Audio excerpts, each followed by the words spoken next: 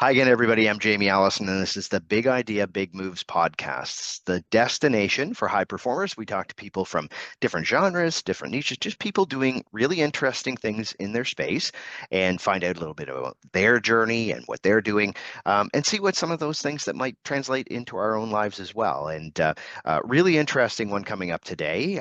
Just before we jump into that, if you've been listening to the podcast for a while, you know that Epitome Sportswear is a big supporter for us, and it's also really aligned with us as well because they don't just talk about kind of performance gear and things like that. They do have that if that's interest to you, but also just kind of things generally for being able to live life fully. So whether it's going for a hike, whether it's going to a son or daughter's soccer game in the summer now, it has bits and pieces for that as well. But the other thing is they give back to the community that they serve as well, and they're working to impact the inequities in opportunity for girls and women in sport. And so for that reason, a portion of their profits go directly to organizations and initiatives that support girls in sports. So you can check them out directly at Epitome, so EPITOME sportswear.com, or you can go through our Instagram profile, and there's also a discount code there. So feel free to do that and look and see if it's something that you'd be interested in.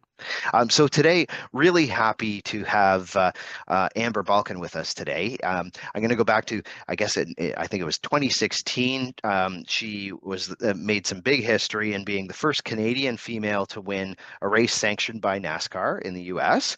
She's also, though, a business graduate, founded her own company, does motivational speaking, is a motorsports influencer and TV personality as well. She co-hosted Cars That Rock with AC/DC's Brian Johnson, and was in NASCAR reality show as well, Racing Wives on CMT. So lots of stuff that you've been doing, Amber, and I know you're a big advocate in things that we'll talk about today as well. But I also know you're just coming off of a race weekend, I believe, as well. So maybe first of all, thanks for taking the time for us, and maybe just how did this weekend go as well? Yeah, absolutely. So I got to go back to Canada this weekend to race in the NASCAR Canada series and then in another series in Canada. And I always love going home. You know, there's not a lot of pressure back home. It's just Yeah. get to go have fun. So it was a nice little reset.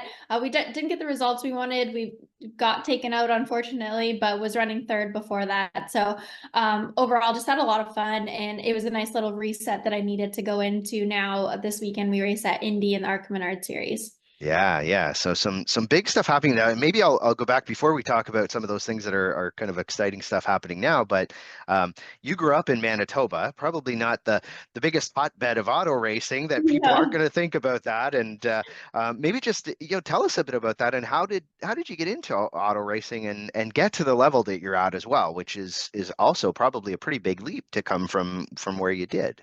Yeah, absolutely. Racing is not overly popular in Canada, especially in Manitoba. We don't even have a NASCAR track or pavement track or anything like that. We have a couple Yeah. local dirt tracks, and that's where I got my start. I'm a third generation race car driver. So my mom's father raced, and my father still races to this day as well. But everyone in my family raced dirt. We were local dirt track racers. That's how I started as well. And got some wins under my belt and caught the eye of the NASCAR diversity program. And at that point, I was in school for business, but it kind of opened my eyes to what could be possible for my future. And, I got to travel to North Carolina a couple of times and absolutely fell in love with it here. This is where all the race car drivers live. How I explain it is if you want to be a country music artist, you go to Nashville. If you want to be a actress, you go to LA. If you want to race NASCAR, you move to North Carolina. So now I'm living here, moved here in 2016, and it's been a journey full of ups and downs, but I'm very grateful to be where I'm at now. Yeah, yeah. How important is that? I guess, you say that I think in different sports, especially, is that being able to see it and see yourself in that is important. And I think you are one of those people that, young girls can see that way. But how important was that for you to be able to get exposed to things that may be a little bit different than what it is back at home? Yeah, I think it's super important to, put yourself in different situations and uncomfortable situations, see things you haven't seen before, because most of the time you have to see it before you can believe it true to be true for yourself. And I was Mhm. very fortunate when I was younger. I traveled all over the US watching my dad race. So I got to see a lot of different things. And I watch NASCAR on Sundays, like most race fans, but had never thought that that could be possible for me until I went down with the NASCAR diversity program. So I think the more opportunities you can open yourself up to in life, the better, the more that you can see, the more that, the different paths you can see for yourself as well. So I think that's really important. Yeah, and now I know that it's still a pretty male-dominated sport. It's a real gritty kind of culture. What's been the secret of your success in that? I mean, obviously because you grew up in a family, I think that got exposed to that, and it is makes it a little bit easier, I would assume. But what's that been like for you, knowing that that it's probably a little bit more difficult for you to be able to get some of the exposure and things like that early on? Yeah, for sure. I mean, going back to your first question, seeing people like Danica Patrick at the cup level, it made someone like me believe that maybe I could do that too, and that could be possible for me. And that's been a big motivation for myself, is not only believing my own potential, but also I want to be that role model and that example for other, not only females, but males in different sports that look at me and say, oh, wow, like this girl's from Canada. She's a female. Like she doesn't come from money. There's so many excuses she could have made as to not go for NASCAR, but she did it anyway, and look where she is now. And I hope people can look at me and say, she had every odd stacked against her and she still made it happen, so I can make this happen for myself. I really believe that it doesn't matter who you are, where you come from, if you put in the work and the dedication and work on the mindset, you can get to where you want to go.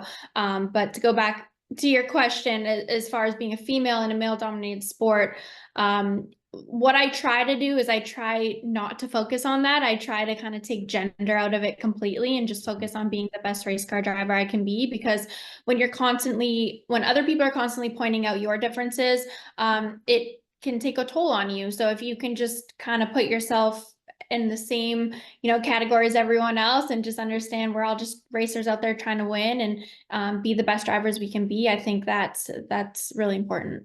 Yeah, yeah, and you mentioned that it's an expensive sport.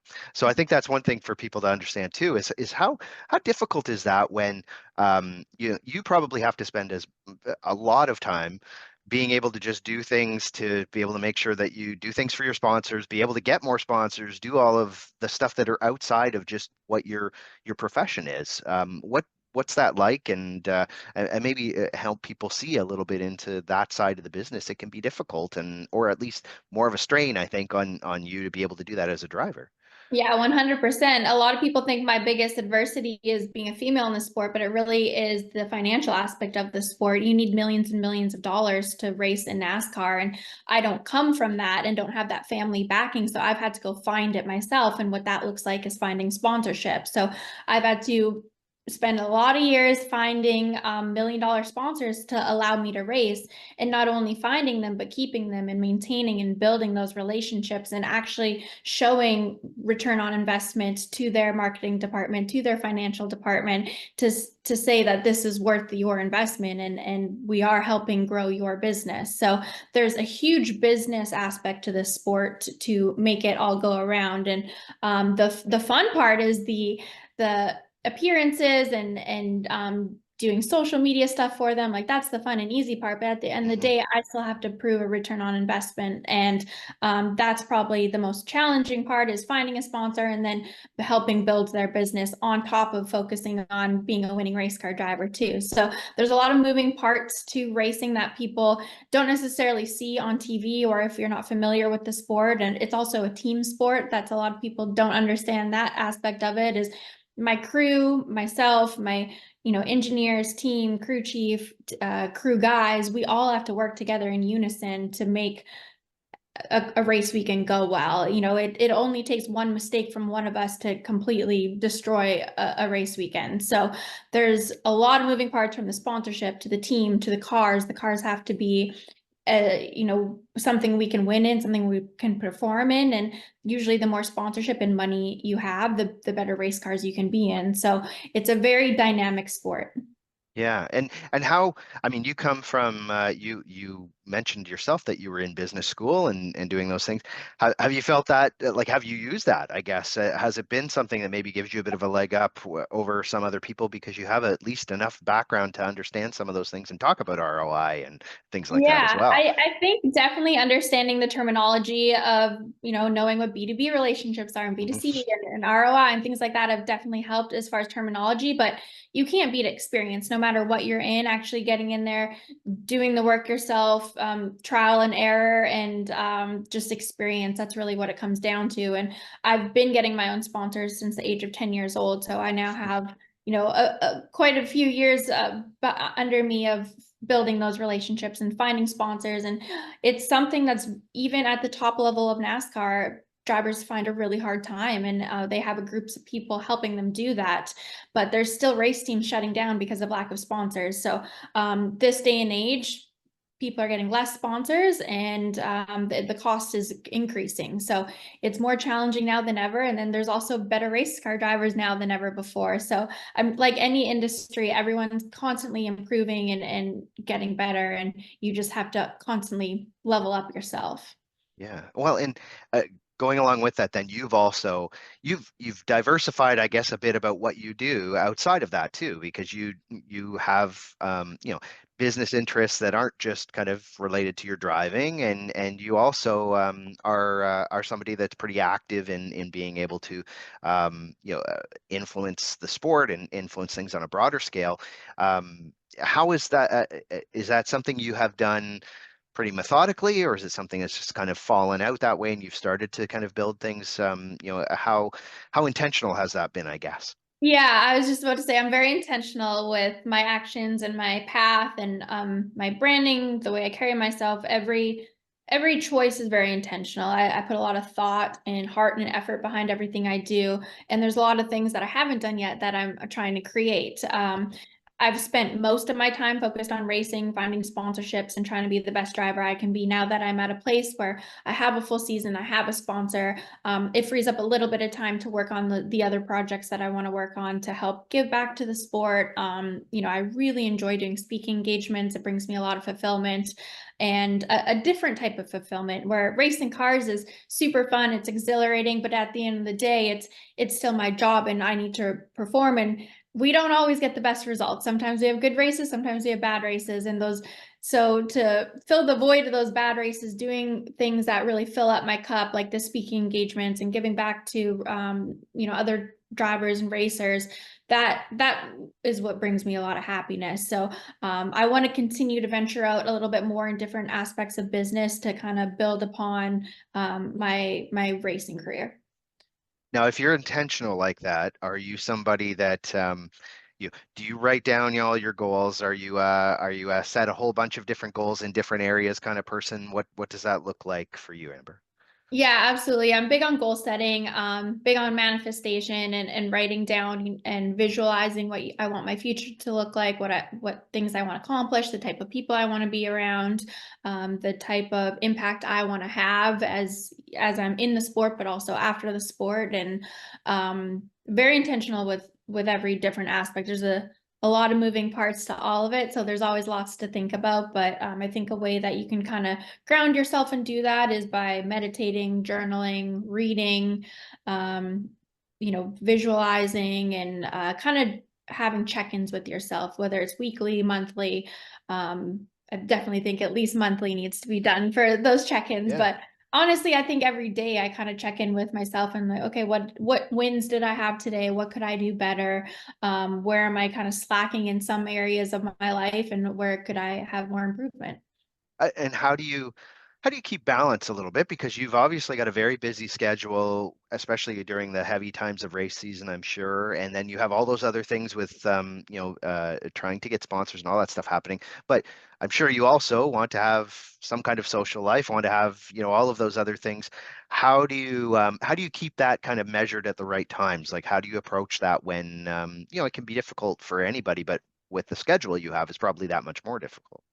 Yeah, to be honest, I haven't always done a good job of balancing that. And that's something I'm currently really working on right now is to find that balance of, chasing success and fulfilling the achievements I want to achieve, but also enjoying myself, having fun in life, being happy.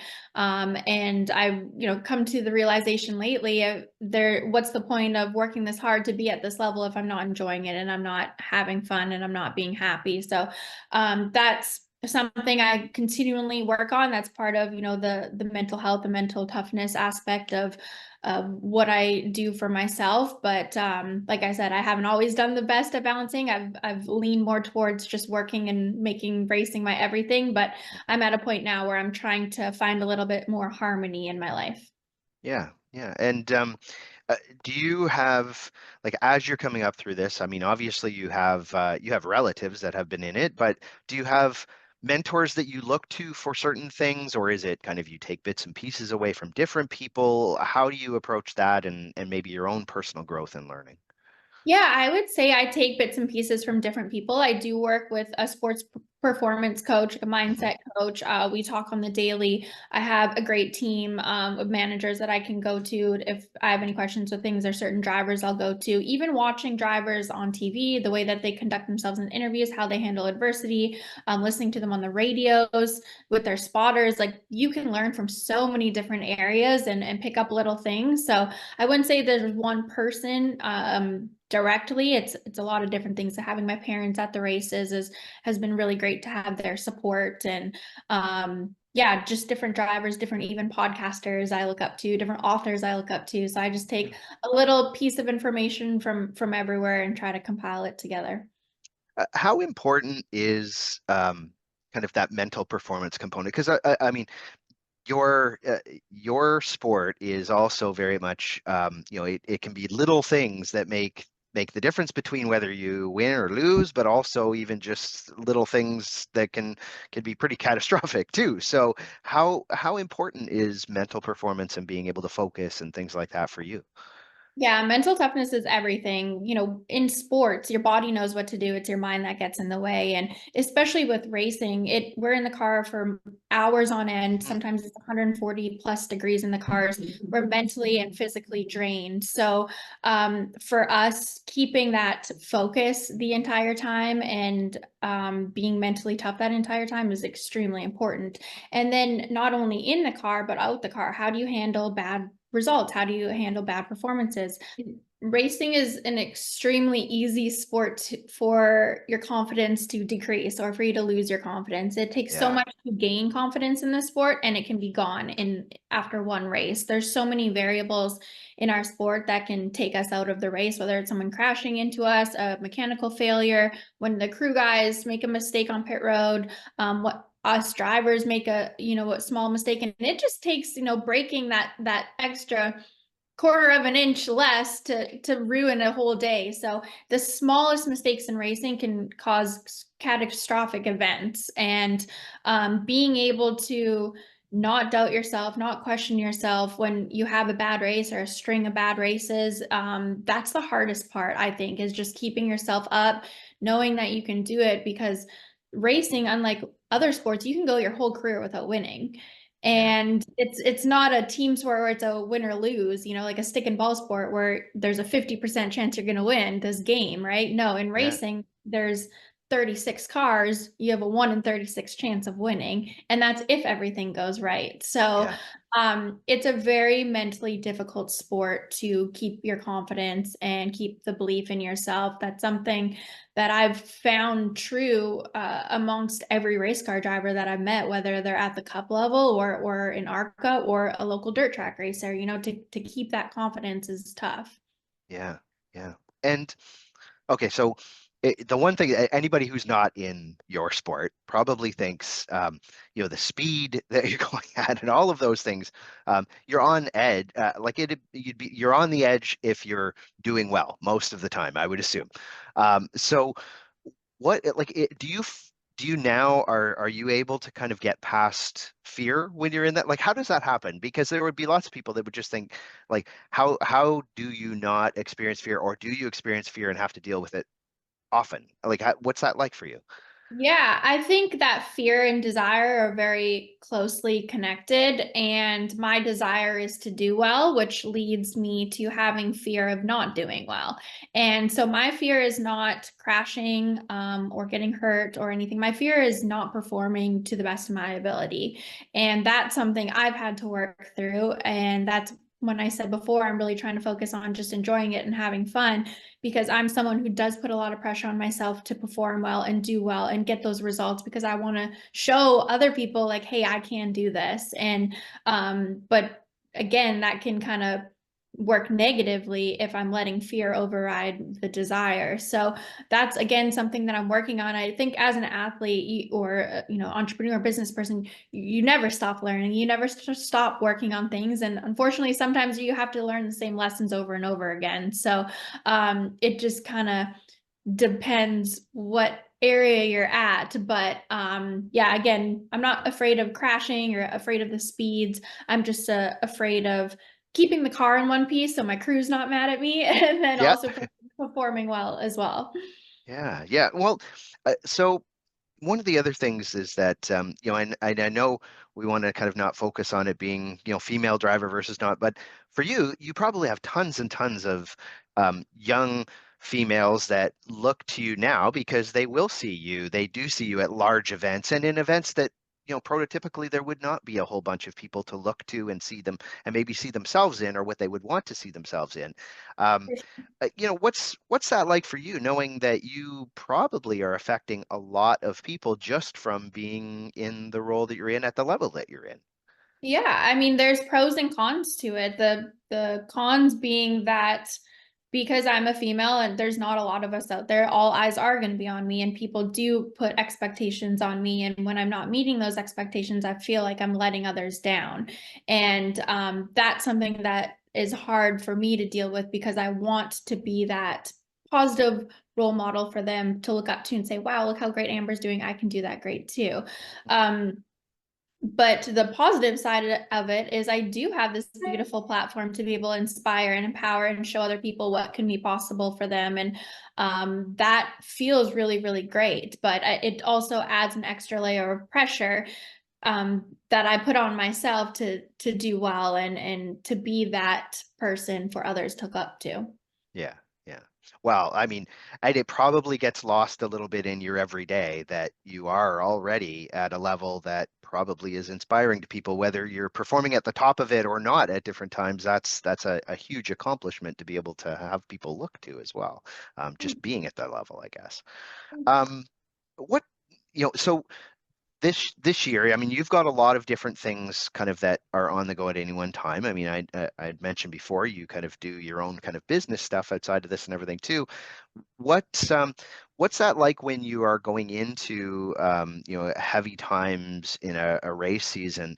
Um, do you focus completely on that? Like, what's the next little while look like for you? Like for somebody outside of it, looking at what is the life of a race car driver that's every weekend having to prepare for, kind of do a race, prepare for the next race, be able to get themselves ready for it, all those things. What's that like at a busy time like you're heading into now? Yeah, so the next few weeks we're back-to-back races, so I won't have any big speaking engagements or anything like that planned right now. I'll mainly just be focusing on racing right now. I'm prepping for the races, so I'll go to the gym every day, go to the race shop, make sure I'm fitted in the car, talk to my crew chief, go in the racing simulators to practice that track that we're going to, look over data, look over notes, and different data with my crew, anything that we can figure out how to be better when we go to the racetrack. And then we actually fly out on Thursday already, so it's a short week for us, and then race Friday, and yeah, then do it all over again the next week. Yeah, yeah. How important is it to, because a lot of people I think are still of that mind that, oh, well, you don't have to go to the gym all the time. But realistically, your sport is probably like, I think people underestimate the amount of cardio, the amount of, physical ability that Yeah. requires. I know we touched on it a bit before, but what's that like for you, knowing you still also have to be able to have some kind of a routine from a fitness standpoint just to be able to do what you do? Yeah, for sure. So, like I said before, it gets can be over 140 degrees in our race cars, and we're in there for hours on end. So we actually will train in a heat room once a week, where we do cardio for an hour straight and weight training for an hour straight in this heat room to kind of acclimate our bodies to that type of the stress and heat.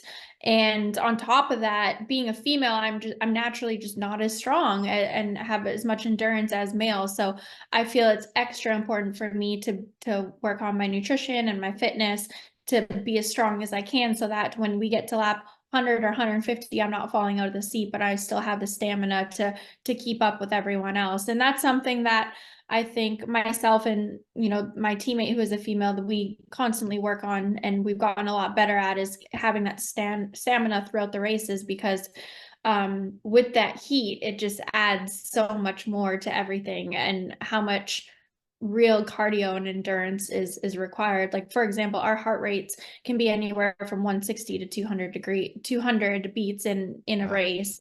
We Yeah. can burn 1,000 to 2,000 calories in a race, and anywhere from 3 to 5 pounds in a race. If you're a bigger guy, you're burning, 3, 4,000 calories, and you're losing 10 pounds a race. So it's a lot more physical than most people realize. Yeah, yeah, really interesting because I think that that's not talked about enough for people to understand. I think Yeah, that end of it. So, um, one of the things that we ask in every kind of interview we do with these, we try to have a couple of kind of just takeaways and or tips from our guests. And I know we talked a little bit, and it's kind of a combo of all those things we talked about as being resilience, being something that you really have to kind of build maybe just from your perspective, you have a couple of tips to, for people out there about how do you build that kind of resilience muscle a little bit from your end. absolutely. I think to build resilience, you have to go through hard times and have to be able to overcome those hard times. And no matter what you do in life, we're all going to experience hard times and challenges and difficult periods of our life. And it's how you overcome them. It's how you use that to build yourself. Instead of letting it break you, let it build you. And what lessons can you learn from those times? I think that's the biggest thing anytime you're faced with a challenge. If you can figure out what lesson is to be learned within that challenge and then apply it to your life and how you can use that as a tool to move you forward rather than pull you back down, I think that's one of the biggest secrets to being resilient and pushing forward and just never giving up on yourself, always believing in yourself, believing in your potential, believing there's something bigger for you and the people around you, and just keeping that positive mindset that things are going to get better and this too shall pass. You just have to learn the lessons and be able to overcome it. And I think the only way to truly build resilience, as bad as it sounds, is to go through hard things, is to do hard things, is to put yourself in uncomfortable situations and challenge yourself and show up when you don't want to show up and get up when you don't want to get up. And that will not only build resilience, but also will build confidence in yourself. And that's the type of confidence that can't be shaken. Yeah, yeah, I love that it can be something very small. It can be something large. Obviously, there's probably lots of Yeah, people listening that have something big that they're going through, and it's absolutely. getting to the other side. But it's the getting up when you don't want to, and maybe going for a run when you don't want to, whatever that happens to be. For sure. Really important stuff. I'm sure there's lots of people listening to think, okay, I want to be able to follow what Amber's doing, and how do I kind of find out more as we go forward? What are some of the best ways to do that, Amber? Yeah, you guys can follow me on Instagram, Twitter at Amber Balcaen 10. So AmberBalcaen 10. Facebook is Amber Balcaen Racing, or you can go on my website, amberbalcaenracing.com. I got some merchandise on there, some blog posts, some videos, a little bit of everything. Yeah, lots of great stuff. And what we'll do is we'll put them in the show notes too, with all the links in there. You can check all that stuff out. Definitely do it because some really interesting stuff. But yeah, again, some really cool kind of bits of information that are on there as well. So you know, again, super busy, and I know you're kind of getting ready just to head right back out to the next event. So thanks very much for taking the time with us, Amber. This has been great. Yeah, thank you so much for having me. You asked great questions. Great. Well, thank you very much. I appreciate it, and you You gave great answers too. So, Thank you. and to everybody else listening, if you haven't done so yet, subscribe on the podcast. We have great people every week, just like Amber, and we'll talk again soon on Big Idea, Big Moves.